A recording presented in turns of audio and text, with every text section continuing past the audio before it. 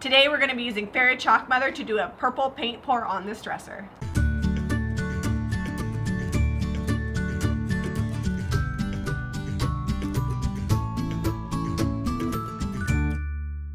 This dresser is especially crusty. There's chips out of the paint, there's a bunch of crackle and chips, and there's some drips in the paint finish. And even though we don't necessarily have to sand using chalk paint, we're going to be sanding it to give us a better, smoother finish, so that way when we put the paint over the top, it looks better in the end result.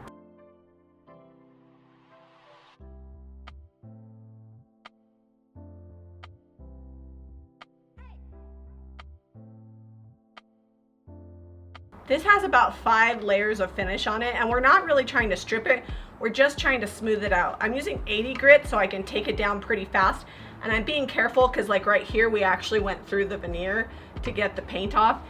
There's a few areas where we've got some chipping that we would have to make divots in it because the paint's so thick, so we'll just run some lightweight spackle over that and that'll smooth that out.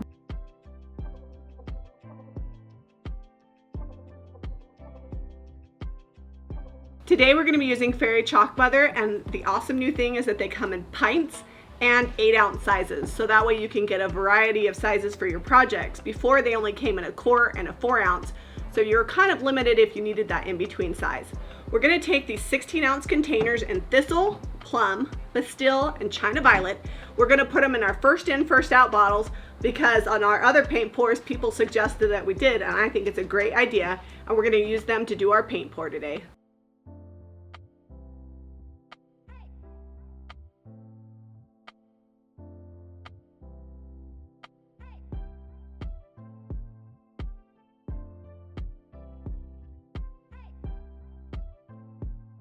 Alright, so I'm using my first in, first out bottles. I'm doing 2 colors at the same time. I've got Thistle, and then I'm going to come back in and squeeze with Plum.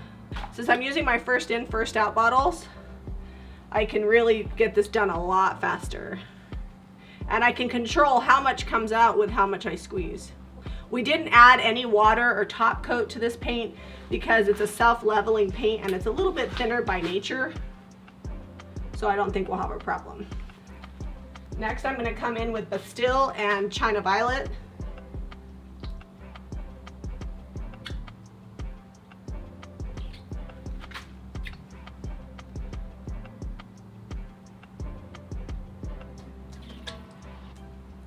Totally random because that's how I roll.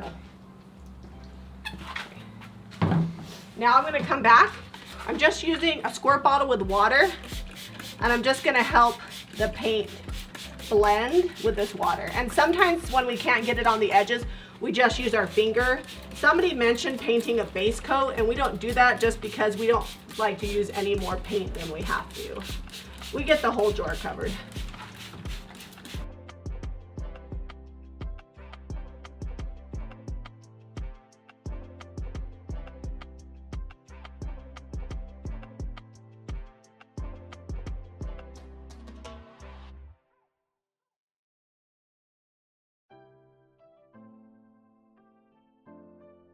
So we're just turning this around all different directions, getting the paint to kind of blend together.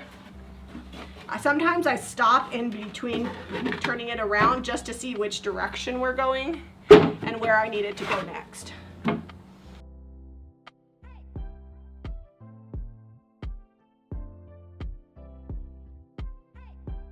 And right here down at the bottom, I'm just going to help it with my finger a little as the paint rolls down over it. I'm not getting as much of a mess with this paint.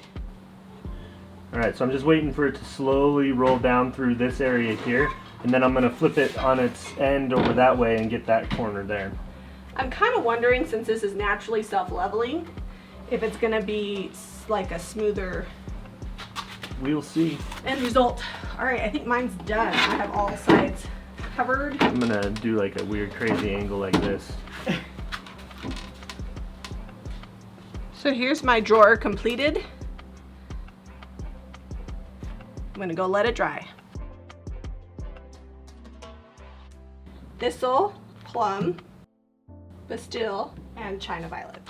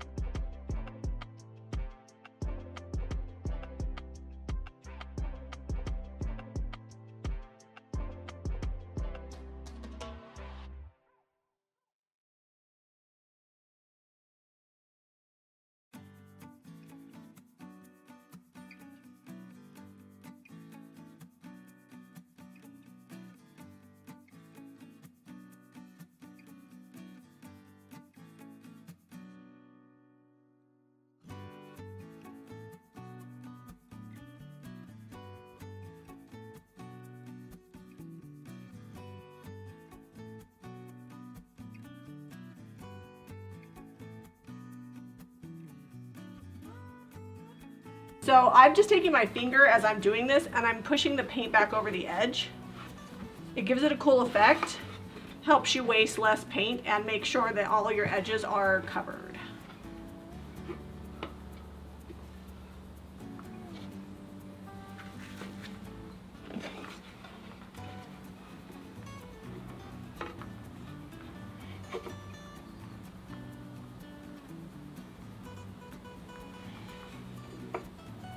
I think mine's good. Yeah, mine's almost there. I just want a little more movement here. Got like a kaleidoscope thing going on. We're gonna spray the base of the dresser in Bastille, and I'm just taking the leftover paint and I'll add a little bit of water. I'm doing 3-part paints, 1 part water. It looks like it's about 5-6 ounces. So I'm just gonna water it down about 1.5 ounces, 2 ounces there. All right, let's see if this is enough to cover the base of this dresser.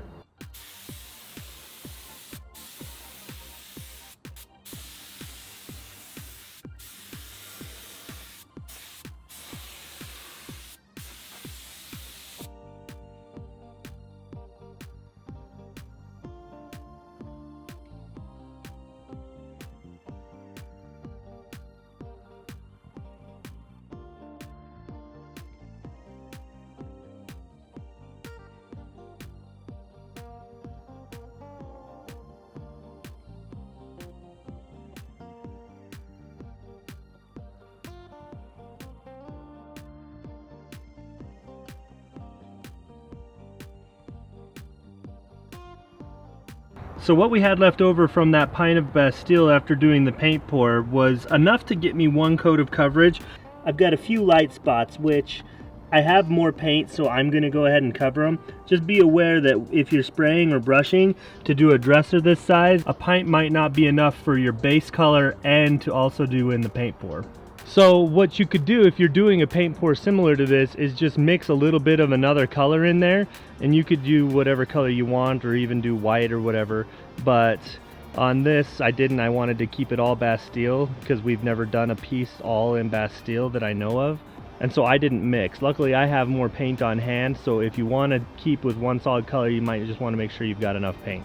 While I wait for the paint pour on the drawers to dry, I'm going to go ahead and distress this with some 220 grit sandpaper. It's got a pretty neat finish on it right now, but there's still some chips and dings from the previous paint job, and we're just going to bring that out and make it look chippy and distressed.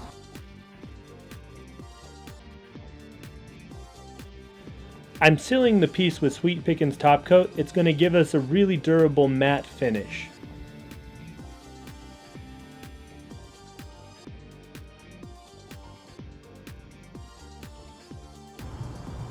Fairy Chalk Mother does not have a chemical drying agent, so when you're putting it on this thick to do the paint pour, it's going to take anywhere from 4+ hours to dry, depending on how humid your climate is. You want to make sure that your paint is all the way dry before you sand it, because in areas where the paint is thicker, it kind of pockets, and if you sand that, it's going to gum up and it's not going to look very good. So I'm sanding around the edges, and then when I go over the top, I'm pushing very, very lightly because I don't want to get big holes or distressing in the paint. I'm just simply smoothing out the paint. I'm just getting it ready to put a top coat on. Be sure that you're not using sandpaper that's any lower than a 220. I am going to take 80 grit sandpaper and sand the edges to remove all the paint and anywhere it got inside of the drawers, just to clean them up a little bit.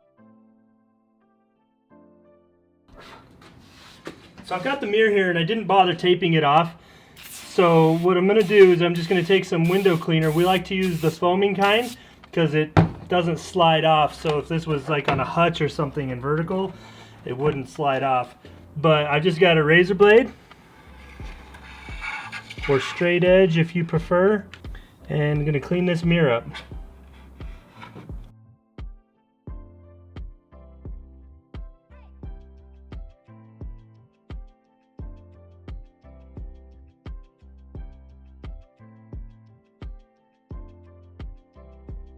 We've done 3 paint pours with the 3 different brands that we carry on our website, and of all of them, I think this one was probably the easiest. We didn't have to do any additive on this paint because it's a little thinner and it has self-leveling properties. So we poured it on and moved it around and sealed it. It did take the longest to dry. Yes. Scientifically speaking, it's like when you do the same process 3 times and then you like see what's different every time. Like this one, the paint is like thinner and kind of more fluid because it's like an acrylic based with minerals and chalk properties. So it's just, you don't have to add anything, you just spray the water. But it took a long time to dry. It took over 4 hours for it to dry hard. If you use less paint, you're gonna have less drying time, more humidity, you're gonna have a longer dry time. So just be patient and know that you will have that. But the good news is like once it's done, it's not like you have to come back and do other coats. No. Or done. You do the paint pour, you let it dry, walk away, do whatever, and then come back. Yeah, I mean, we did a bunch of stuff in between. So, I mean, we basically finished the rest of the dresser, cleaned the mirror, all that stuff in between. Had some lunch. It did get a little bit of crackling where the paint pulled away from itself as it was drying, but we like it. We like that style. It lends to what we do, so. Yeah, it actually happened with every single paint brand where it was just because it was so thick, there was paint separation. We used Thistle, Bastille, Plum, and China Violet, and then it's all sealed with Sweet Pickens top coat. We wound up using Bastille for the base of it because we had a little bit from another project that we needed to use up. You could get away with 5 samples, 4 for the pour and then an extra one to add to your colors to get enough for the base. Or you could probably take 4 samples, then use your leftovers for the base. Depends on how liberal you are with your paint pouring. We use pints and we've got a lot left over. Yeah, the only one we ran out of was the Bastille because we used it on the base color, and I talked a little bit about that. Yeah, so 4 8-ounce samples would be more than perfect.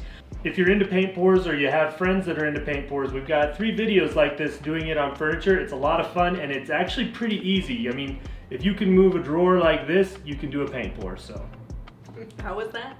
This. Make sure that you're hitting that notifications button so that way you're not missing any of our videos. If you click all, you should get all the notifications. YouTube isn't always perfect, but we want to make sure that we can connect with you and we can see you on our Saturday Night Lives. Be sure to give us a thumbs up and subscribe to Jami Ray Vintage for more DIY.